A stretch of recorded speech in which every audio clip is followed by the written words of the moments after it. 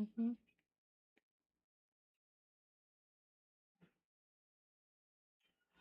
And it was so abrupt. Like yesterday, they pulled up with fucking you on. Was throwing shit in there.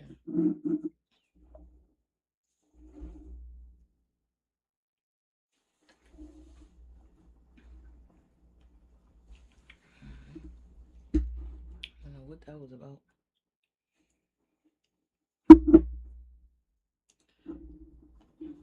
Damn, what is today? What the hell? Can I be? Why I can't hear myself on this?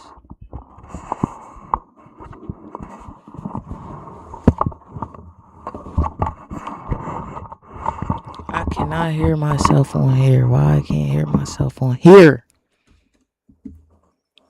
Where's the microphone? Maybe it's in settings. Hold on.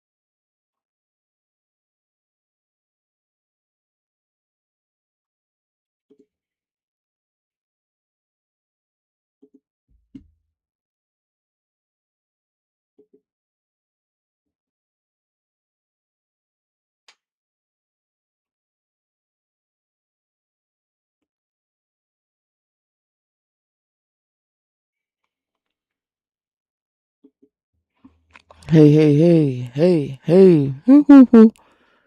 Hoo, hoo, hoo, hoo, hoo, hoo, hoo. Why am I not able to? Hello, hello, hello. What is wrong with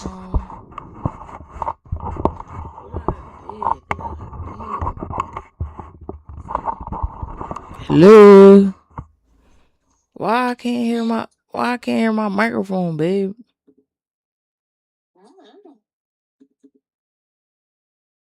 You passed the third person in place. What place are you in?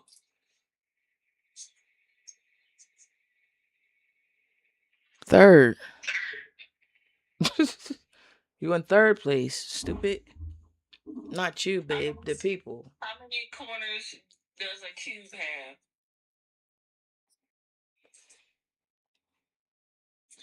have? Two. How many corners? Two, four, six, eight. Yes, 8 corners.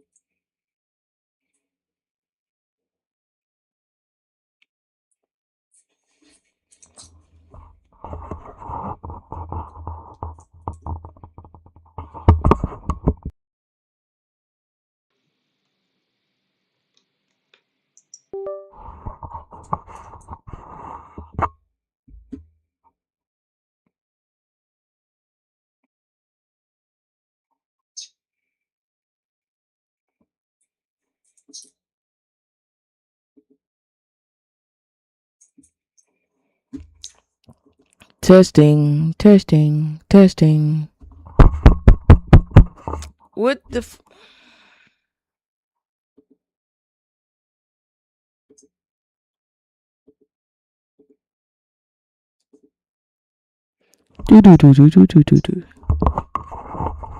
What the fuck is going on? Why I can't hear it?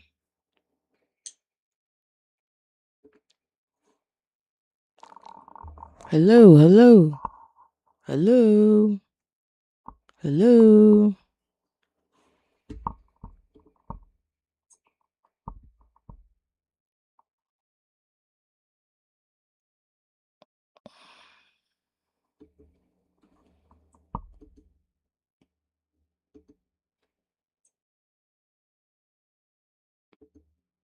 Hello, hello, hello.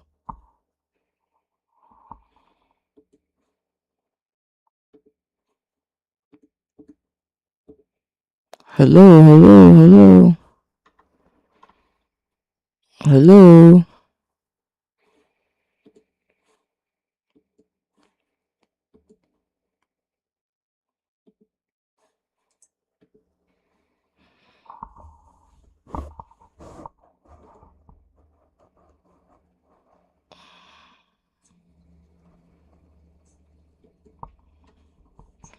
Whoop, whoop, whoop.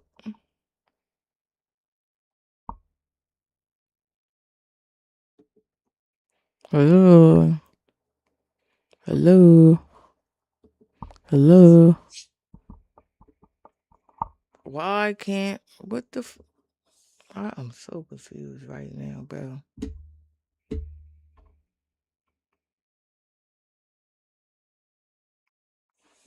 What am I missing, bro?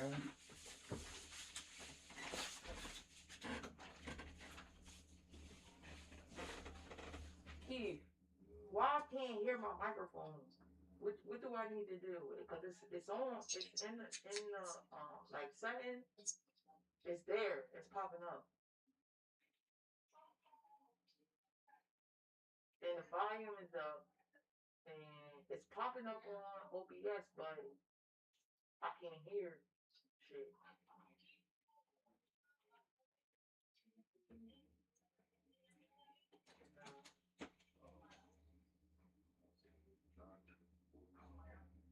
But what is that though? I don't hear no.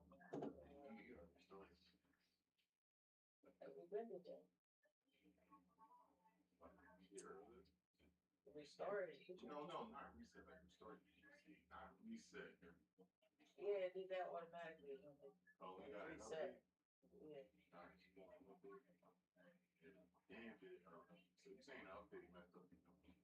I don't know. I'm saying that I'm trying to use my mic and I can't hear it. Yeah, it is random, right? Restart. Let me know. Restart it. Like turn off and on. Was it just on? What right now for the mic? Yeah, for the mic. No, I didn't do all that. You was in the middle of something. Yeah, I was trying to stream and I'm like, yo, and it's nothing, no sound. All right, well, you have to turn that on, turn the joint on, because I can't figure out why you're on stream. You might have to restart it or restart the audio altogether. Restart the audio where? Not reset though, just simply like cause I took it off of here and then put it back, unplugged this and plugged it back up. So you saying the headphones, it's not being picked up on here in your headset? Yeah. But so I don't know if it is. You see the volume? Yeah. It's doing it, but I can't hear myself in here. What would that be? You can hear other stuff? Yeah, I can hear stuff that I'm playing on the computer. Yeah.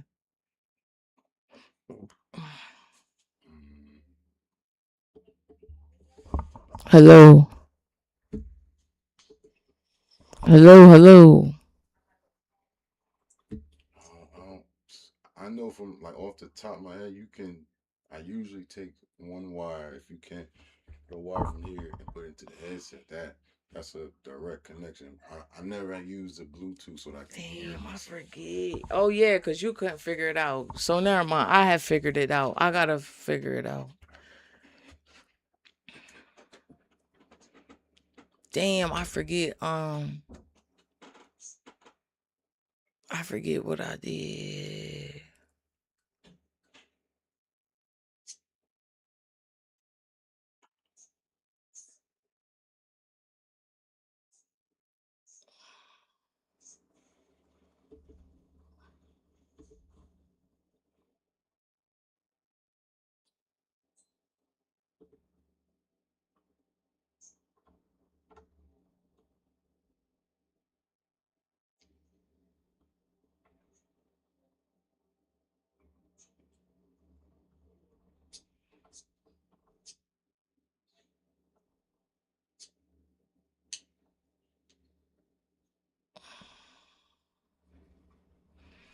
God damn it.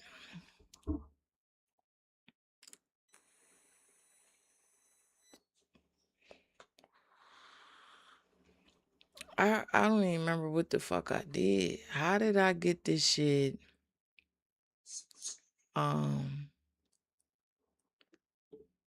You. I.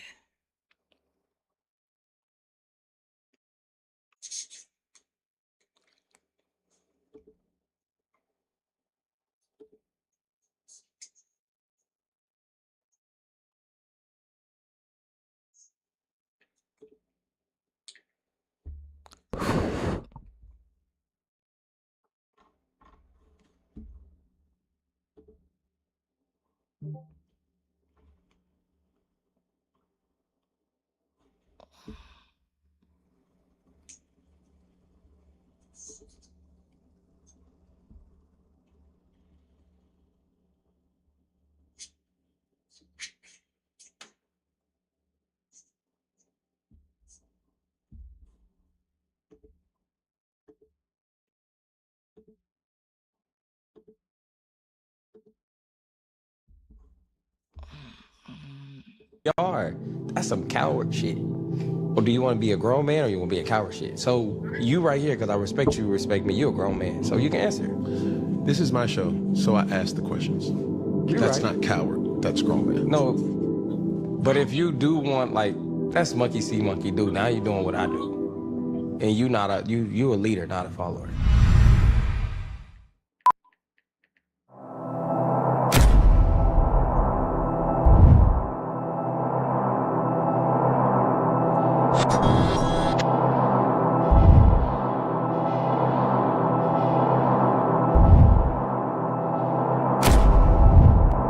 And they did this for 2 hours.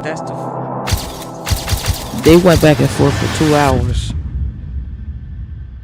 That's the Yo, part. what's good? What's poppin'? What it is, what it ain't, what it could be, what it should be, what it will be. Cam Newton, the son, Mr. Boogity, all here with another episode of Funky Friday.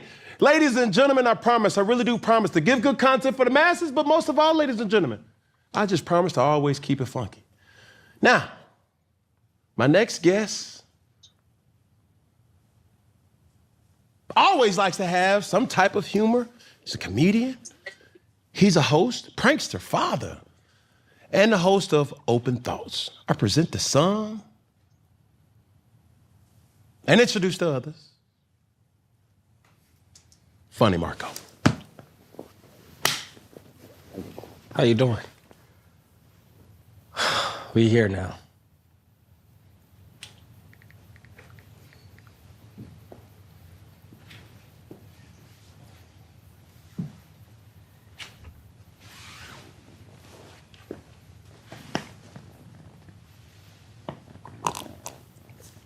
When I'm drinking here, y'all do like the little gulp sounds? Like, oh. Oh, let's try it again. Insert those sounds on that. Let's get into it. How you doing, Cam?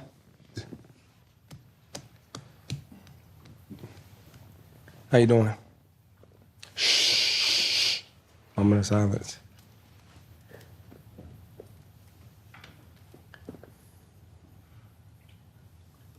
How you doing? Doing fine. You doing all right? I'm alive. How you doing? I see. Do we get past the beef first before we start? Because I had beef with you. You got beef with me? I did. Okay, let's talk about it. Okay. I was shooting my show when we had a set.